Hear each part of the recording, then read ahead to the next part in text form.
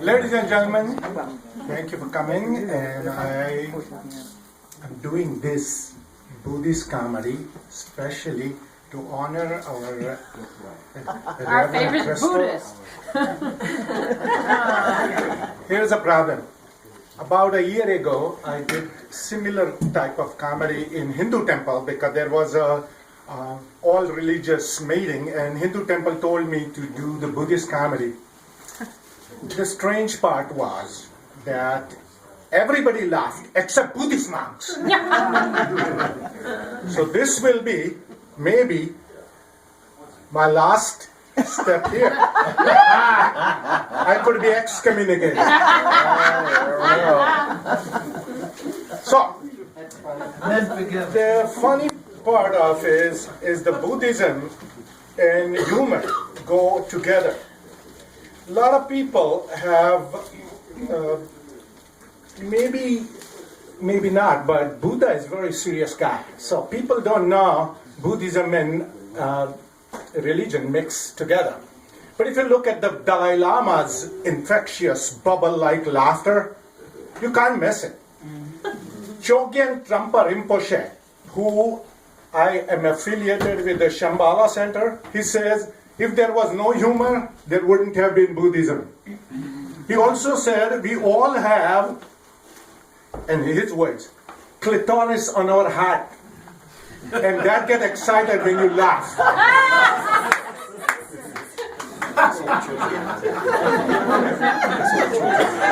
Never thought of that. Everyone has seen the laughing Buddha in every Chinese place. The story is that it is something, it's a completely mythical idea. It's not. There was a real monk, and it's considered as one of the Buddha's lineage or Buddha's reincarnation. So whenever you see that in Chinese place, you are supposed to rub the belly, you get the good things.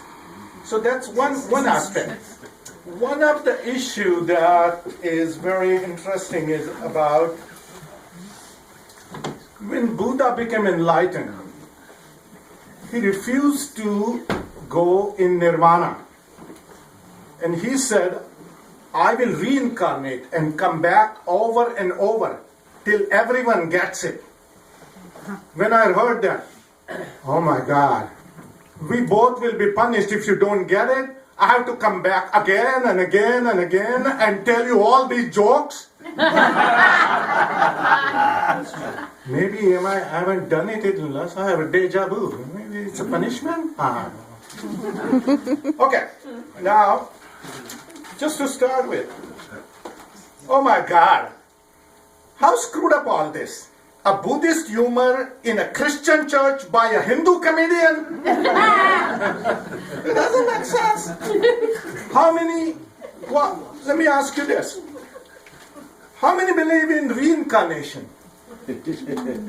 Now, before I came to this church, I didn't believe it. I was a scientist.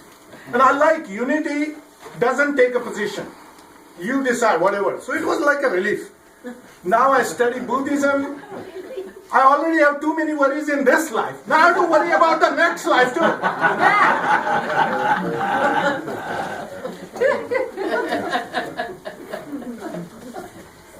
Now, Buddhism is a unique religion.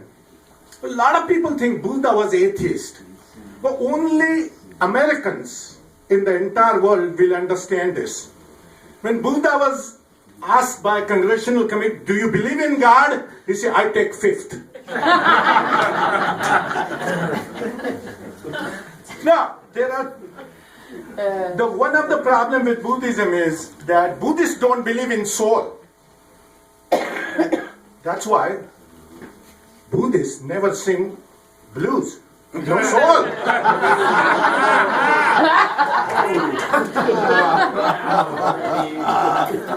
There are two major divisions of Buddhism. One is called Hinayana, one is called Mahayana. There are many divisions, but basically there are two major things.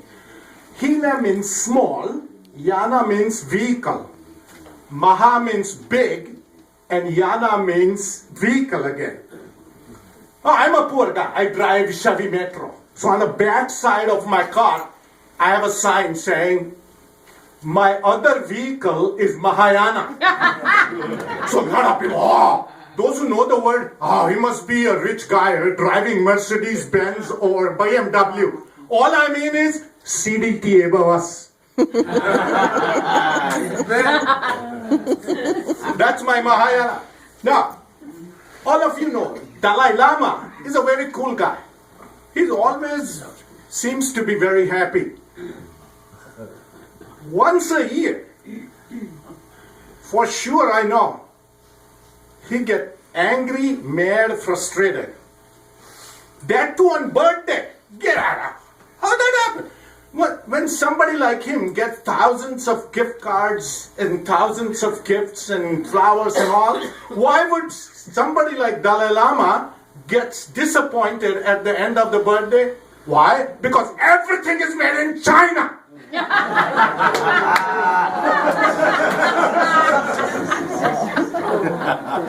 Oh boy.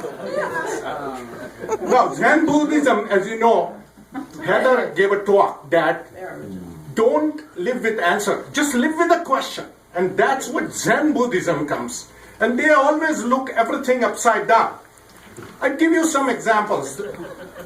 If there's a saying, before you criticize someone, you should walk a mile in their shoes. That way, Zen says, that way, when you criticize them, you are a mile away and you got their shoes.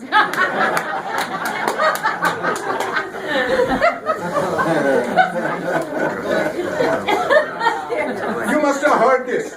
Don't walk behind me, for I may not lead. Don't walk ahead of me, for I may not follow.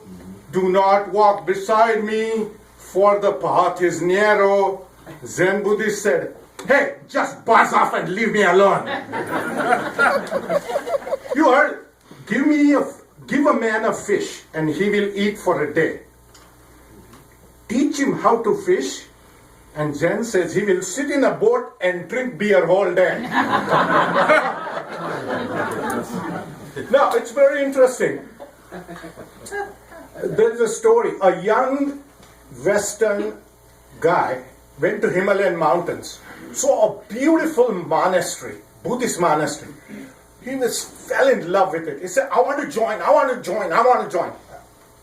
You have to go through initiation. I said, I'll do anything. I said, what do you want me to do? I said, we throw you off the cliff. Throw off the cliff? That's crazy, I'll die. He said, no, we'll strap you with the parachute. What happened? I never used parachute. You just slip the cord, it will open up. So really?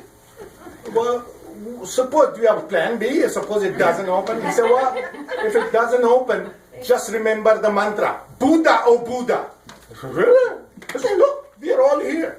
We look for trust, we look for the belief. I said, all right. So they strap him and threw him up the cliff. He's going down, rip the cord. Oh, Buddha, oh Buddha. A big, huge hand came like this, and he gently dropped on that palm safely. Moment he dropped, he said, thank you, Lord Jesus. Moment he said that,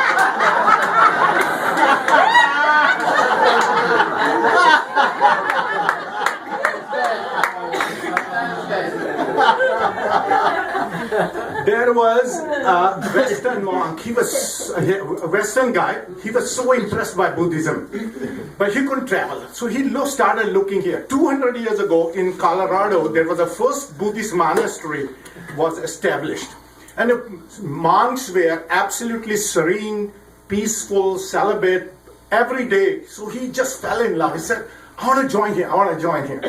He said, okay, you can join, but you have one condition. See, this is called Dhammapada. This is a book of laws.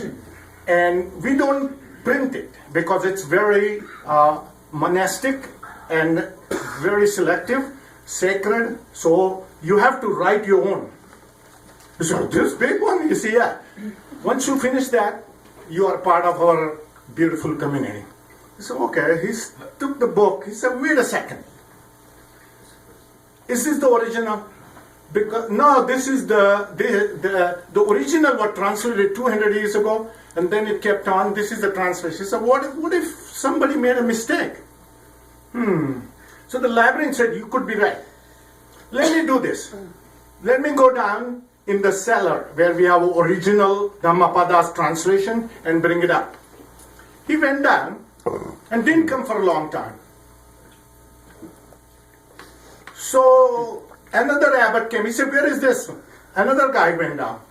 Third guy. The whole monastery went down and didn't come for a long time. Then he started hearing the cursing words, yelling, blaming each other, somebody banging the head. You did this. No, you were before me. My whole life is ruined. Oh, Maharaj. The guy didn't understand what is going on. So finally the abbot just looked at us and said, sir, what is going on? He said, we missed R, we missed R, we missed R. So what do you mean missed R?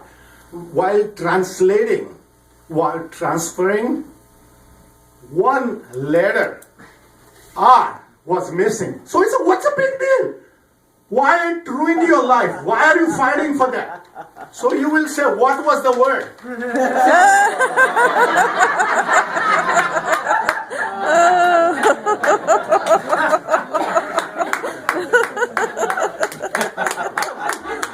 Now you know what goes into the minds of 50 years of these monks.